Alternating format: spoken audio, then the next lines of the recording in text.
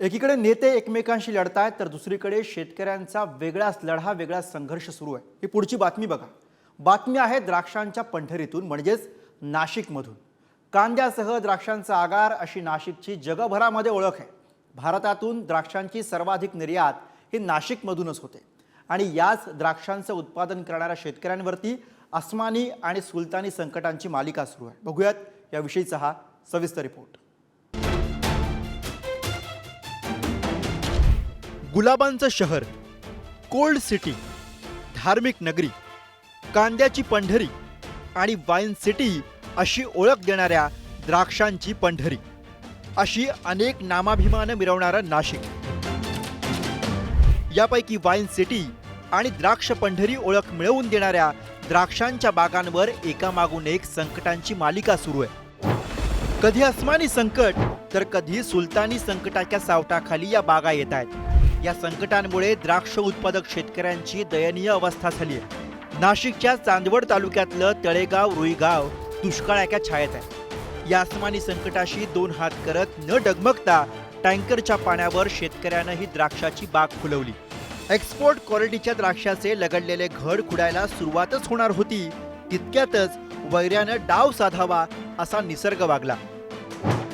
अवकाळी पावसासह गारपीट झाली आणि या गोड द्राक्षांचा चिखल हतबलपणे पाहत शेतकऱ्याचं तोंड कडू झालं। एकरी काही झालं तर 2.5-3 लाख रुपये खर्च आहे। म्हणजे 3 एकराचा खर्च जर आज काढला तर 7 ते 8 लाख रुपये खर्च झालेला आहे। घरातली आई आणि वडील वृद्धावस्थेत एकदम म्हणजे आजारी असतात, त्यांचा खर्च काढणं सुद्धा मुश्किल आहे।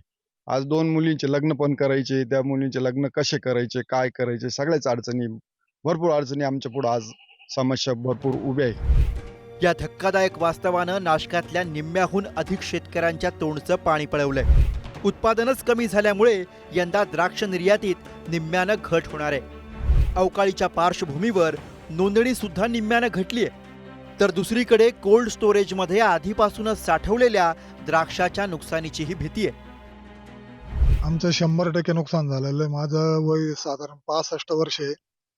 65 वर्षात पहिल्यांदा एवढी मोठी गारपीट पाहिली। मागच्या वर्षी अतिवृष्टीत बाग गेले। मागच्या वर्षी हाती काहीच आलं नाही। औषध दुकानदाराची मागच्या वर्षाच्याच बाक्या देता आल्या नाही आणि टोटल सोसायटीचं कर्ज 5 वर्षापासून भरताच आलं नाही।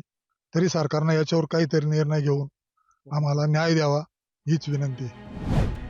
मागच्या वर्षी एकट्या नाशिक जिल्ह्यातून 6,796 कंटेनरमधून जवळपास 90,493 मेट्रिक टन द्राक्षांची निर्यात झाली होती। संपूर्ण देशातून 1,69,650 मेट्रिक टन द्राक्ष निर्यात झाली होती। यातून 1,586 कोटी रुपयांचं परकीय चलन देशाला मिळालं होतं। यंदा त्याला मोठा ब्रेक लागणार आहे। राज्यातून 7,458 प्लॉटची नोंदणी झाली आहे।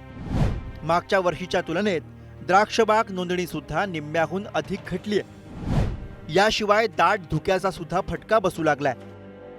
नाशिक पाठोपाठ द्राक्षांचं मोठ्या प्रमाणात उत्पादन घेणाऱ्या सांगली आणि इतर जिल्ह्यांमध्ये सुद्धा ही स्थिती आहे। कधी अवकाळीचा फटका तर कधी गारपिटीचा तडाखा बसल्यामुळे द्राक्ष बागा उद्ध्वस्त होत आहेत।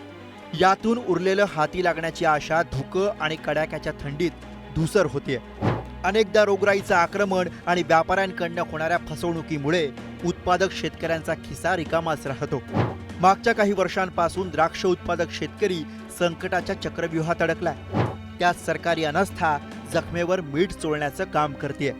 या अस्मानी आणि सुलतानी संकटाच्या फेऱ्यातून द्राक्ष उत्पादक शेतकऱ्यांची सुटका व्हावी, त्याला पुन्हा नव्या जोमानं उभं राहता यावं म्हणून सरकारनं तत्काळ मदतीचा हात पुढे करायला हवाय। मनमाडहून रईस शेख, नाशिकहून किरण ताजणेसह रशीद इनामदार, पुढारी न्यूज।